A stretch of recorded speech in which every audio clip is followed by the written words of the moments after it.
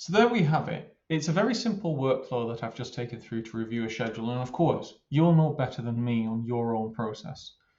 My personal process is to add the schedules and make sure I've configuring so that I know what I'm comparing against. It's to look at progress and to analyze the project KPIs. I'm assuming that I've done health checks and everything before this, and I'm assuming that I've run a Monte Carlo risk simulation.